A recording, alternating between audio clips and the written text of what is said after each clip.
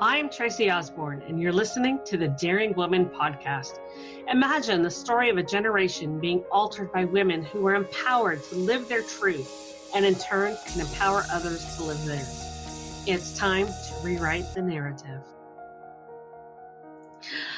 All right, so, before I start every show, I get on and, kind of chat with my guests a little bit and say hi, get to know each other and make sure our sound is okay. And today we were talking, I was talking to my guest, Denise Hansard, and she was telling me that she went on my website. She absolutely loves what everything that's about my website. And I said, that's funny because I go on my website and all I see is what needs to be done better. What can I do? What needs to be done differently? What can be changed?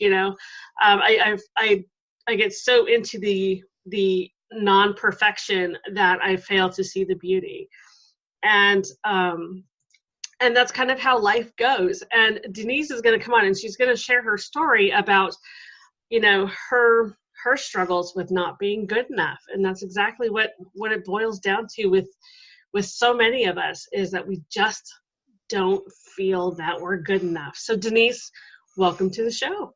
Oh, Tracy, thank you so much. And thank you for having me on. And I love the way you introduced that, because for most of us, and especially women, it's not that it doesn't happen with men, but more of us as women, that feminine energy that we have, we struggle with our self-worth, that good enough feeling. And we have many stories, as I'm going to share with you one huge one for me, which fed off of other stories in my life that just kind of proved to me that, yes, I wasn't good enough. Right. Well, why don't you go ahead and just jump right on in there? Sure. So it was the day that I woke up that I realized and knew, even before I had confirmation, that my significant other of 8.5 years had decided to end his life. And I remember that day, and I remember even talking to a friend at lunch while I was sitting, having my lunch and wondering, or right before lunch and wondering, do I go find him now or do I wait until after work? That was my thought process. And that was the logical mind trying to keep me grounded. And absolutely, I went after work, and yes, he had killed himself. And that journey for me, which wasn't a pretty one because I didn't do it the right way, or not the right way because that's not a word, but I did it in a way that took me longer than what was really needed. And yet for me, that journey of my transformation, of healing, and really staying stuck got me to where I am today. And even in my book that I have published called Suffering and Comfort, I write about the fact that I understood where he was. The anger came, I went through all the grief process with everything. And was it horrific? Absolutely. I totally lost myself. Even to the point where I was ready to take my own life. I mean, I vividly remember having, the bottle of whiskey and the aspirin tablets and ready with them shaken out in my hand just to kind of end it all.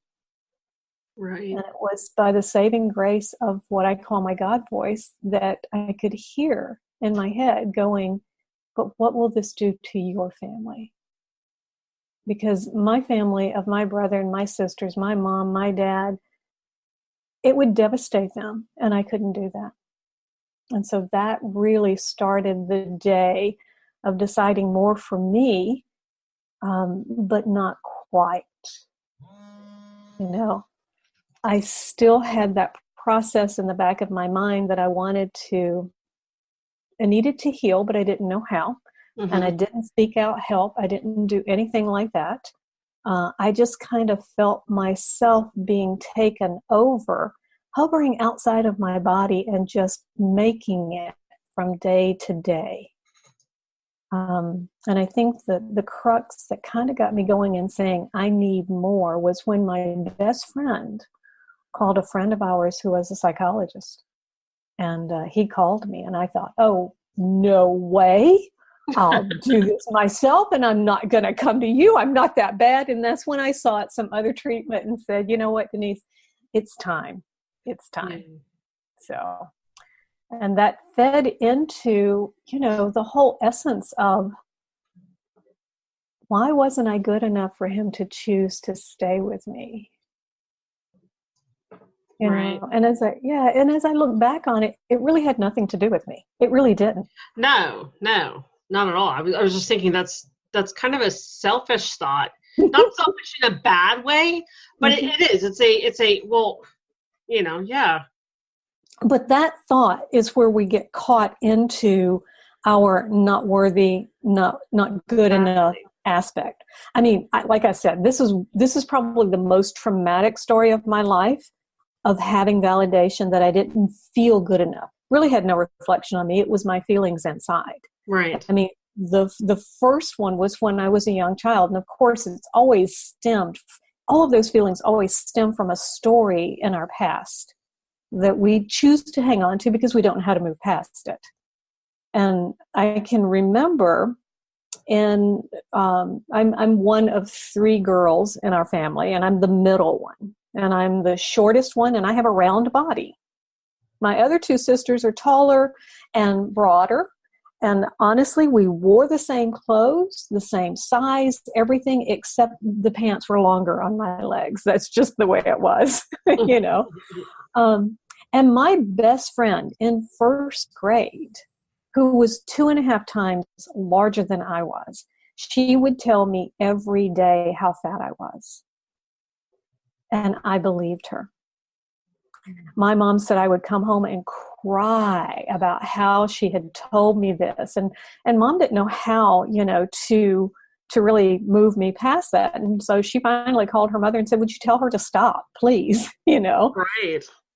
And it began that image of myself with my body, with lack of worth, not good enough to even have a friend who liked me because I was so fat, obviously, feeds into all of that. Right. And at the same time, within those very formative years, my grandmother even told me one time, as she was there at our home, grew up in the South in Georgia, it was a hot August day.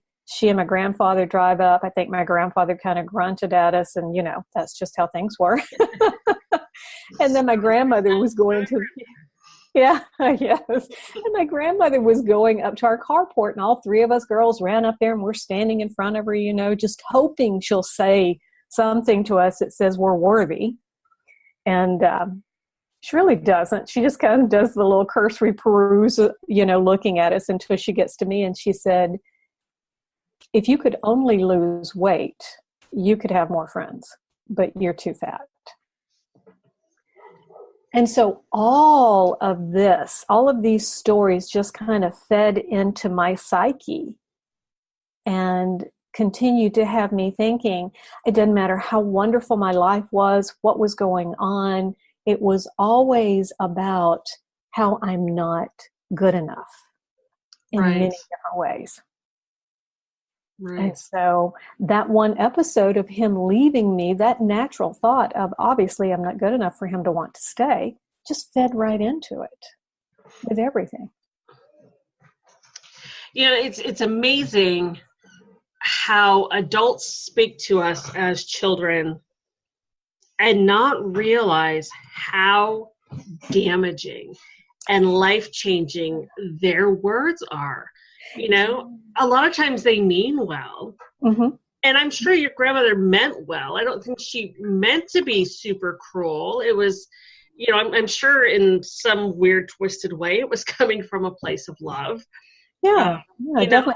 I think it was her saying, oh my God, you were so much like me at that age. And here's what I experienced. So I know if I tell you this, you won't have to experience what I did in my life. Right. Yeah. And they just, because I grew up with my grandmother and, got the whole I'm stupid and all of that kind of thing. And I don't think, looking back at it now, that she was really telling me I was stupid, because clearly I'm not, and I wasn't. I was in the gifted program. I was, doing fifth grade math in fourth grade. So it's not that I was stupid, but I didn't know how to express her anger and emotions in a more positive manner. Right. And so I grew up thinking, okay, I'm not worthy. Yeah, definitely. And again, like I said, everything that goes on in our life really stems from some emotional experience that our subconscious mind really holds on to. It's that seed of doubt that has us moving through our life, that either continues to keep us stuck in that idea of not worthy, not good enough, not smart enough, not thin enough, not rich enough, all of those wonderful things. Or we recognize it and work to shift it to something more positive, which is what I did in my journey. Like I said, it took me way too long to be able to get out of that. And I did seek help after he committed suicide. Yeah. But one thing I did was I wanted to be invisible. And so I put on probably, at 5'2", I think I was 150 pounds. That's not a pretty image, I got to tell you, So I put on the weight to become invisible. And it took me probably 10 to 12 years to finally work my way through all of that. But with that journey that I had, as my life continued on, because I had what everybody thought was a perfect life. I was working in the corporate world. I was traveling all over the world. I was making great money. It was like traveling domestically, internationally. I can't tell you a country I haven't been to. It was a glamorous life. And yet deep down on the inside, there was that seed of unhappiness, a huge void. And it was like waking myself up to say, there's more, I'm more, let me figure out how to do this. And so through that journey of healing and going into the corporate world, because that's what I definitely needed to do. I have my master's in counseling and I couldn't heal myself, and so I took a corporate job and stayed there for like 20 years. And it was the best thing I could do. And then I got let go from a job. And again, that feeling immediately comes up as my boss is sitting there in front of me going, we have to let you and your whole department go, because basically underlying that was, you failed, you're not good enough. That I had that moment of thinking, oh my God, I'm not good enough. And then it was like suddenly within seconds, a feeling of calmness came over me and said, Denise, you hated being here anyway. It's time to restart your life. And I literally looked at him and said, thank you. Which scared the crap out of him. He, got up and ran out. Said, go to HR. I'm like, okay. But it was that moment that I made a decision for myself to really dive deep and say, when was I happy and what was I doing? And I knew then it was about helping people to grow. Yeah. Because that was what I had learned to do in my journey. And so that's when I went and got my certification in life coaching. Wow. Yeah. I know that feeling, because I think that's when I have been the most happiest, is when I'm working with somebody and helping them to move past their past and into a presence of thriving and empowerment. That just, for me, it just feels so fulfilling. Yes. And you know what? That's what people want. And when they have the courage enough to step into it, because it's like stepping out of your comfort zone. Oh, absolutely. Yeah. It's when the blessings, the beauty of the unknown really begins to emerge. Yeah. When you spent your entire life feeling like you're not worthy, that nothing you do is right and whatever, and then you start to change that thought pattern. Yeah. It is very uncomfortable. It feels very foreign. It's like, taking a new route home that you've never been down before. So the houses don't look familiar, the trees don't look familiar, the road isn't, and that's exactly what it feels like when you start to move from that past that we held on to into a new present. Yeah. Our fear begins to take over. And the beauty behind our fear, which is ego-based, is that it does know how to keep us safe. It's just that we allow the fear to rule our lives sometimes. And it's not that we're ever going to be fearless. We can't. It's just about turning that fear into something more positive and moving from that space. Yeah, it's allowing that fear to be just a voice that says, hey, I'm not so sure about this. Are you sure this is the right thing we should be doing? Mm-hmm. And giving us pause and saying, yeah, we're good. We're good. Thank you for your concern, but yeah, we're good. Have you ever seen the movie Inside Out, the Disney movie? Yes, I love that movie. I love that movie so much because that is how I visualize our emotions. Ever since I saw that movie, that's how I visualize our emotions. We don't want to let fear have control of the control panel, but he needs to be standing there next to joy and having his input. Exactly. And that's exactly how we need to be thinking. Yeah, it's kind of one of those that I have a talk that I do, and I've written about it, to where it's about that heart-head, methodology. Yeah. It's about, most of us live in the logical brain, and we forget and push down the joyous heart, that calling, that aliveness that we have. And yeah, I mean, it's one of those that when our heart bubbles up with all of these desires, that's kind of that, as I said, the God voice, the intuition, that gut, that purpose that you have.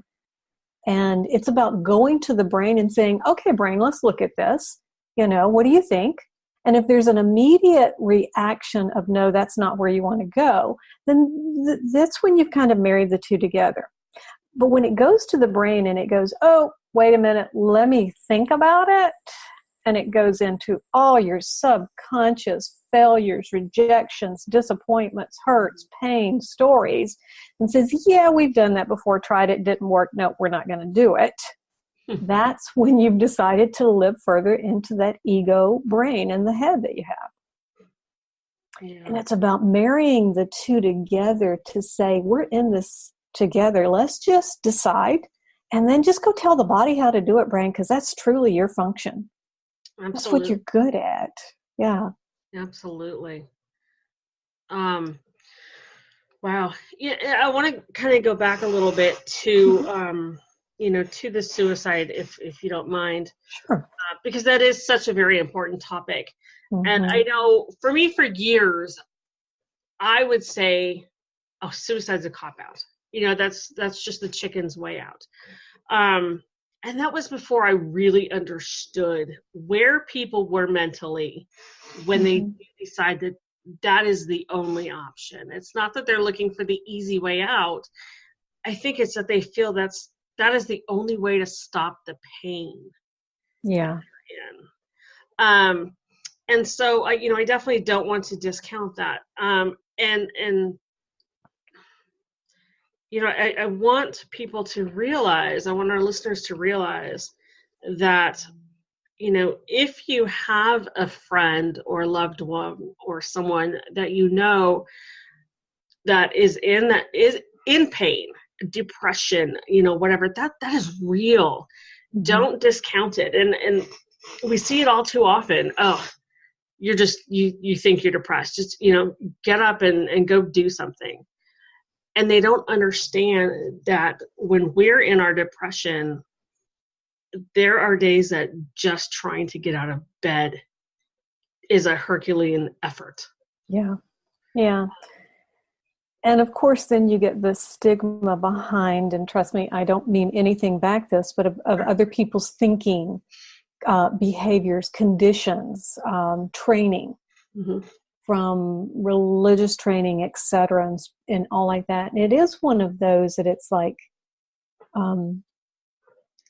I think suicide is one of the hardest, if not the hardest thing for a person to do. It takes huge amounts of strength to make that decision. And I recognize that it is one of those that a lot of people don't want to think about, because it's horrible to think that someone would not care enough about themselves, is what they think, that they take their lives. And the fact is they care so much about the pain that they're in sometimes. What they view it as is the pain they're causing others. Yeah. And so, yeah, and here's the bottom line. Depression is real. Anxiety is real. And it's about looking inside, doing whatever you can to help others, help them to reach out for that support system. The suicide hotline, the depression hotline. There are so many ways out there. Sometimes it is what we put, it's like when I'm on Facebook, I'm posting positive things. I'm not posting the negativity that's out there. We're bombarded by that in every way, shape, and form we can. And all we have in this life is our love. The love that we can give ourselves, which is the most important thing to do, is to love yourself fully. It's not vanity. It is self-care, so that love in and of itself can be emanated out to the world to help change lives. You never know when you're walking down the street and you pass strangers and you just smile at them, how much of a difference that can make. When you hold the door for someone, when you see someone struggling to carry packages or do something, to say, can I help you? Whether they accept your help or not, you never know how much of a difference that can make. Not just for them, but for you also. Because Absolutely. It feels good. Yeah. And whatever we give out, it's going to come back to us as long as we know how to receive. And being able to receive means that we love ourselves. And we take those moments of self-care, of understanding, of the pause, as you said, to say, who am I? Where am I? What do I need? And quiet ourselves enough to hear that voice.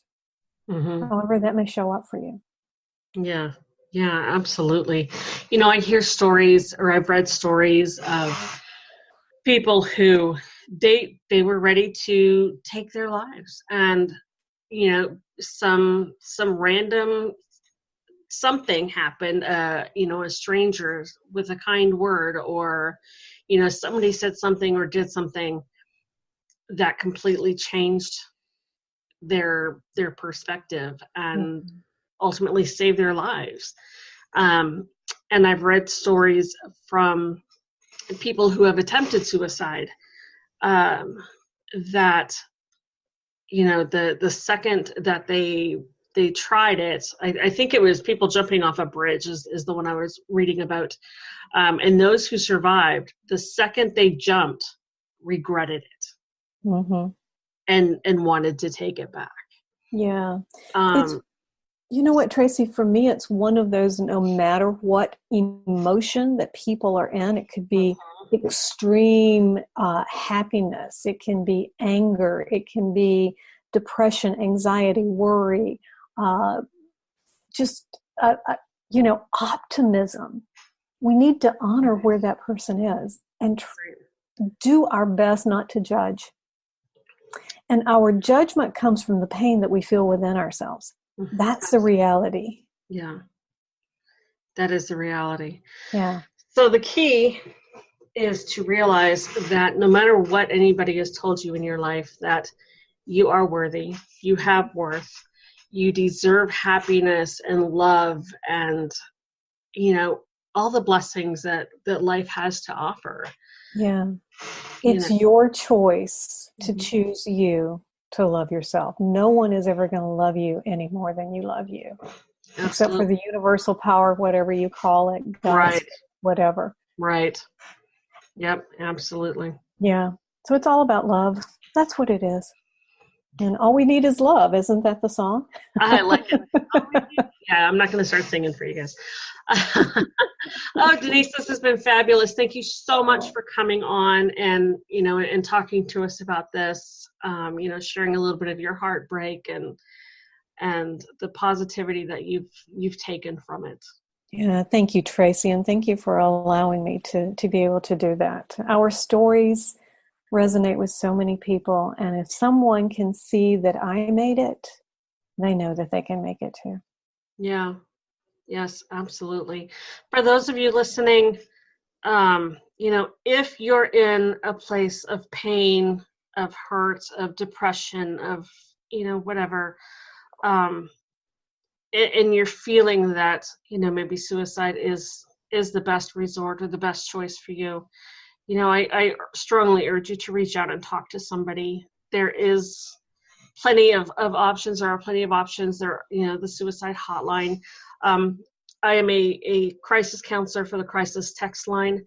That's completely anonymous. You just text 741-741, say hello, and a trained crisis counselor will come on and they'll talk to you. And it's complete no judgment. It's just, they're just there to listen and support to you. So definitely reach out, talk to somebody. There are people out there who care. Even if you feel like nobody out there cares right now, there are people out there who care. Denise and I are two of them. So, I'm sure Denise will say the same thing. If you feel like you have nowhere else to turn, reach out to one of us. I'll be there to listen. So thank you as always for tuning in, and we will talk to you on the next episode.